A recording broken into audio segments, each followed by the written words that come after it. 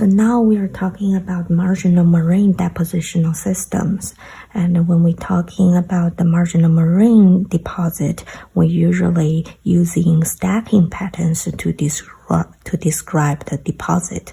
Now I want to introduce you the stacking patterns. Keep it simple. The resulted stacking pattern of a sediment deposit is influenced by accommodation space and sedimentary supply. Accommodation space is just simply how big the space the basin has to deposit sediment, and the sediment supply is that how much sediments are available to input into the basin. And since it is a marginal marine deposition system, then when sea level rise, accommodation space increase, and when sea level goes down, the accommodation space decrease. The first scenario is that in the marginal marine deposition environment, when accommodation space stays the same, but sediment supply is large. When we have a sediment deposit, it's going to deposit on the shelf like this. And then when sediments keep coming, there will be more deposit over here. And there will be more. This is stacking patterns, the sediments stacking on top of each other, but also the growing direction is upward and towards the sea. So this pattern is called a progradation. It's called a progradation. What happens if accommodation space increase, the sediment supply can keep up with it. It's large and can keep up with the increase of sea level.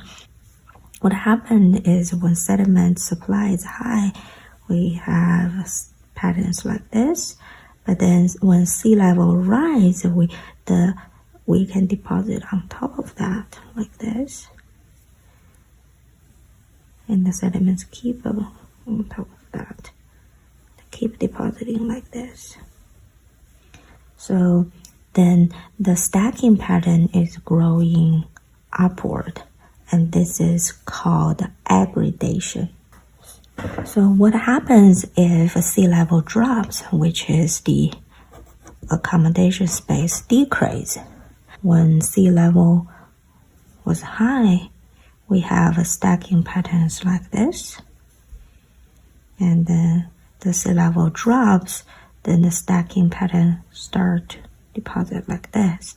And sea level keep dropping, we're gonna have a stacking patterns like this. So it's like a step that the sediments, the stacking patterns are going downward toward the sea. And this is called degradation. And there's another scenario that is accommodation space was low and the accommodation space increased, the sea level rise. What that will happen is that, so when sea level is low, we have stacking patterns from here, like this. And then when sea level rise, the stacking pattern is gonna be like this. And then keep rising, gonna be deposit like this. So the stacking patterns is actually upward towards the land, and this is called retrogradation.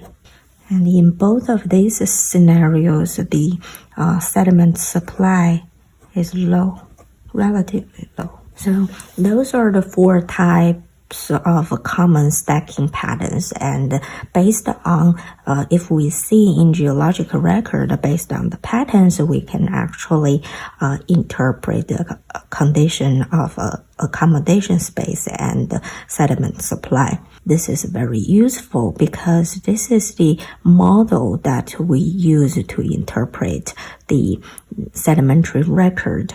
This is very helpful when you are doing interpretation based on seismic data or later when we study stratigraphy and sequence stratigraphy, these patterns are the elements that actually making interpretations in stratigraphy. I want you guys to remember the stacking patterns and their names with the accommodation space, with the related accommodation space and the sediment supply condition.